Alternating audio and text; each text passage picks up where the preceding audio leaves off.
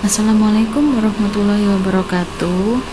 Hari ini kita akan membahas tentang siklus akuntansi yang masuk ke dalam KD 3.5, yaitu memahami siklus akuntansi.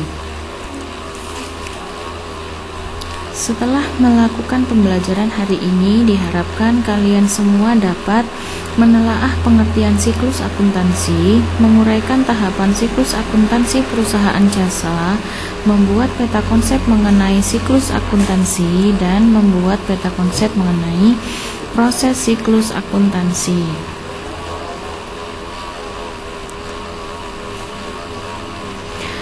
Apa itu siklus akuntansi? Berikut ini saya akan menyajikan pengertian siklus akuntansi menurut pendapat beberapa ahli. Yang pertama, menurut Indra Bastian. Menurut Indra Bastian, menyatakan bahwa siklus akuntansi ialah suatu sistematika pencatatan transaksi keuangan, peringkasannya, dan pelaporan keuangan. Yang kedua yaitu menurut Abdul Halim. Menurut Abdul Halim menyatakan bahwa siklus akuntansi ialah suatu tahapan yang ada dalam suatu sistem akuntansi. Yang ketiga yaitu menurut Sumarso SR. Menurut Sumarso SR menyatakan bahwa siklus akuntansi ialah suatu tahap-tahap kegiatan dalam suatu proses pencatatan dan pelaporan akuntansi, mulai dari terjadinya suatu transaksi sampai dengan dibuatnya laporan keuangan.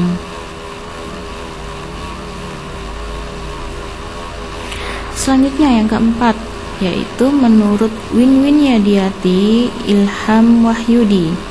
Menurut Winwin Yadiati dan Ilham Wahyudi menyatakan bahwa siklus akuntansi ialah suatu tahapan-tahapan dalam mencatat sebuah transaksi bisnis hingga menghasilkan sebuah laporan keuangan bagi suatu organisasi dalam periode tertentu.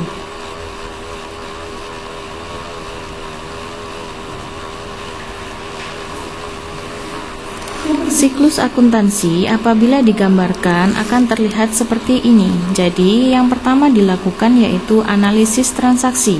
Setelah analisis transaksi akan dimasukkan atau dicatat ke dalam jurnal. Setelah pencatatan ke dalam jurnal akan diposting ke dalam buku besar. Setelah posting ke dalam buku besar, langkah selanjutnya yaitu pembuatan neraca saldo. Setelah itu pencatatan dan posting jurnal, ini jurnal penyesuaian ya, maaf ini gambarnya tertutup. Selanjutnya yaitu pembuatan neraca saldo setelah penyesuaian atau setelah disesuaikan.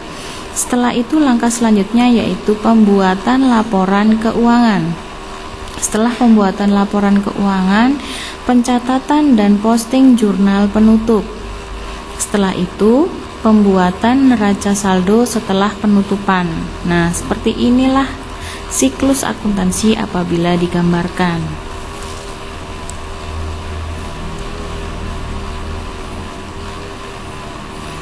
Proses siklus akuntansi.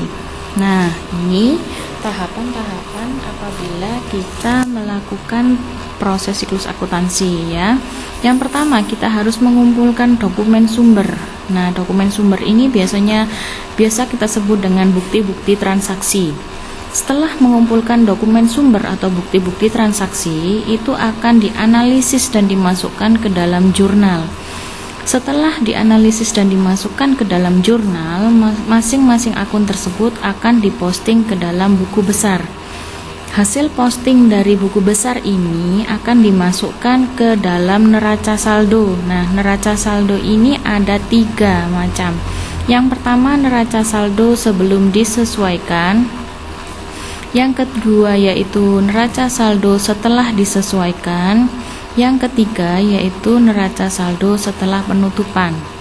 Nah, biasanya setelah membuat neraca saldo yang telah disesuaikan, itu kita akan membuat kertas kerja atau worksheet atau bisa juga dinamakan neraca lajur ya. Fungsinya apa? Membuat ini, dari sini kita bisa menyusun laporan keuangan yang isinya yaitu laporan laba rugi, laporan ekuitas pemilik, dan neraca.